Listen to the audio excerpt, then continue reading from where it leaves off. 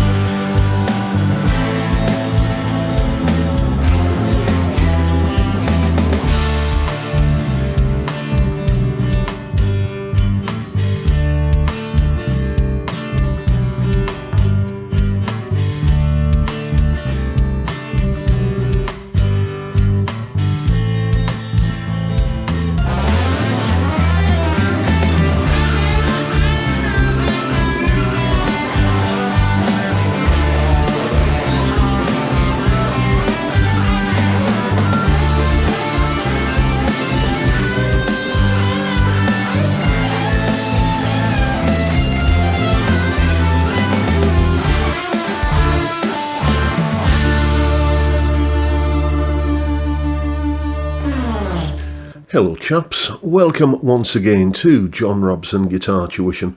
As always, I do hope you're well. Now, here's a question for you. What do songs like Breathe and Another Brick in the Wall Part 2 by Pink Floyd, Oye Como Va and Evil Ways by Carlos Santana, or Run to You by Bryan Adams and Surfing with the Alien by Joe Satriani? What do all of these songs have in common? The answer is, just like that piece of music at the top of the video, they are all making use, in some way or other, of something called the Dorian mode. There it is, I've mentioned modes. That's half of the audience leaving the room. But if you're still here, it must mean that you have some sort of interest in this. So today I'm going to start a little mini kind of series of videos amongst this songwriting series on how each of the modes work and what kind of sounds they give and how to make use of them, starting, as I said, with one of my favourites, the Dorian mode today. I'm not going to do them in the traditional order that they occur within a key. I'm going to do them in the order that I like to think of them and how I like to use them. So today is the turn of the Dorian mode. Let's have a little bit of a look at what it's all about. Here is the explanation. Okay, so what's all this modal business about then? It often causes a lot of confusion because, it can be a little bit opaque to get your head around, shall we say. The way it's often spoken of is that if you take a scale like a C major scale, and instead of starting it on the C note, start it on the second note, which is a D, then that is a Dorian mode. And the problem is, how do you make use of that piece of information? It's not that that is incorrect, it's just that it's not giving the full picture. The way I prefer to think of it is that you take a scale, like a C major scale, and it's not that you started on the second note to get the Dorian mode. You just place the emphasis on the second note. So how do you place the emphasis on that note then? Well, if you've been watching these videos since I started this little series of songwriting, lessons, then the first one in the series was all about how to know which chords are in a key. So if you've missed that and you're not sure how to figure out what chords are in a key, then go and watch it. I'll put the link in the description. But let's assume you have got that knowledge. You can figure out what chords are in a key. The chords in the key of C major are C, D minor, E minor, F, G, A minor, and this B half diminished minor 7 flat 5 thing. And you're back to C again. So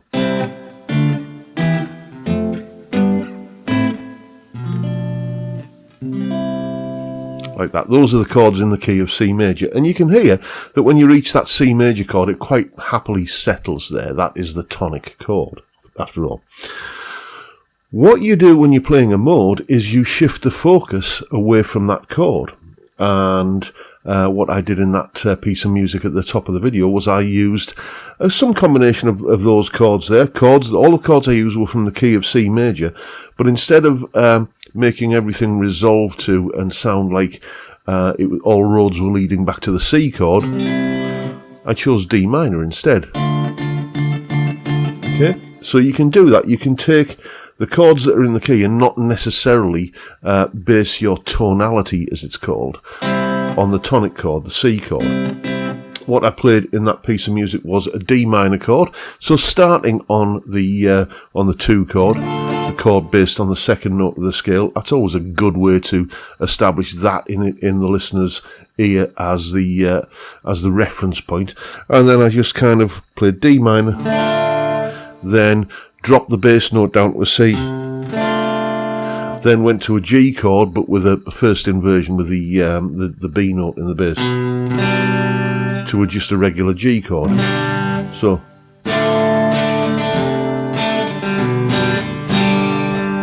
went through that a few times, then we went to an A minor, F, and then C with an E bass note, and you can hear when you do that it settles quite nicely. When you land on that D minor chord after that progression of chords I've just played there, the D minor doesn't feel sort of like it's hanging in midair and is unresolved. It feels settled. And that's what we call a tonality. So what's going on in that piece of music is that I'm using chords from the key of C major,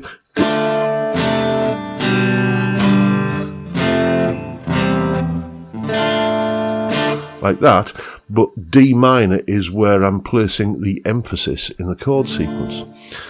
And by placing the emphasis on the chord, which is based on the second note of the scale, we are placing the emphasis on the second note of the scale.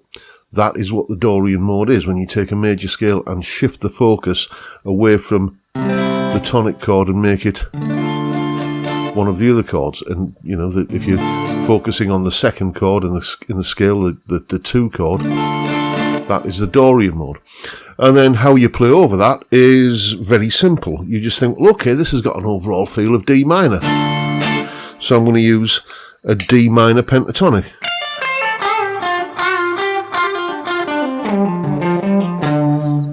And into that D minor pentatonic, you can then add the missing notes that aren't in the pentatonic but are in the overall C major scale, namely the E note, which we can play here and here. So add those E notes into the D minor pentatonic.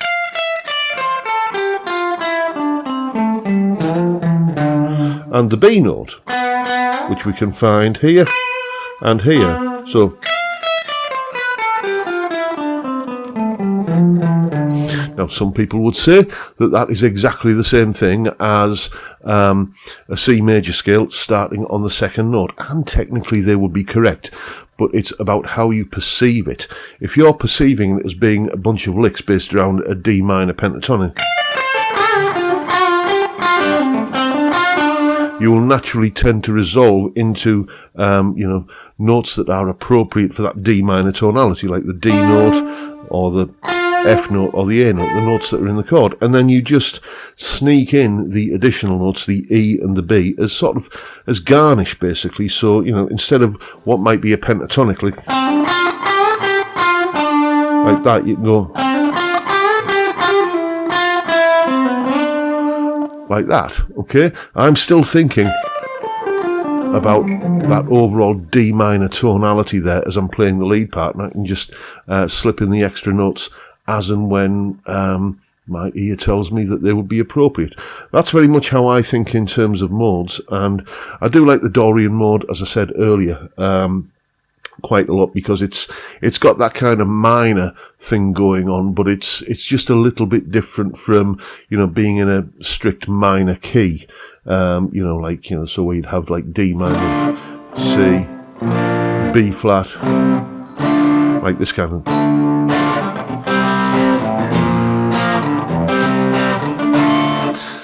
Not that there's anything wrong with that, but just this Dorian thing gives a bit of an alternative to it. Just, I think, sounds a little bit brighter, and shades of Santana about it if you really kind of stress certain aspects of it. But anyway, that is what is going on with the Dorian mode. That's how you can write with it, and that's how you can play lead guitar parts over it. And, now you know what to do.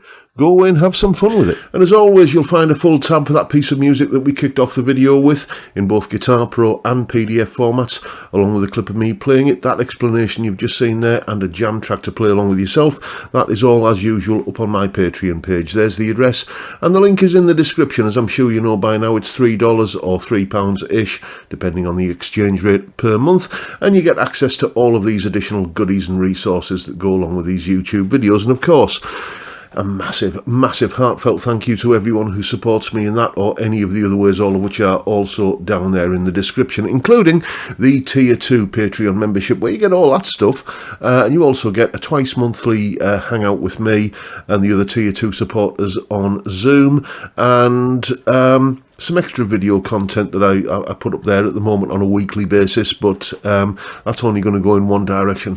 Hopefully, I'm going to be starting to put some more up very, very soon. But that's what's up there. If that sounds like something that you'd be interested in, then you know what to do. Click the link in the description. And a massive thank you, as I said, to everyone else who has. And that is the video for today, folks. Hope you found that useful and informative in some small way. And if that's the case, please hit the subscribe button and the notification bell if you haven't already done so. And why not drop me a like as well while you're at it. And don't forget, of course, the live stream every Friday, 5 PM UK time, where we drink beer and talk about music and guitars and whatever else crops up, basically. Beer and chat on a Friday evening. What's not to like about that? It's a great way to kick off the weekend, and I'd love to see you there if you can make it. But for now, I'll bid you all a good day and say thank you so much for watching. Thank you for your time. Look after yourselves, folks. Stay well, stay safe, and above all, stay sane. Bye for now.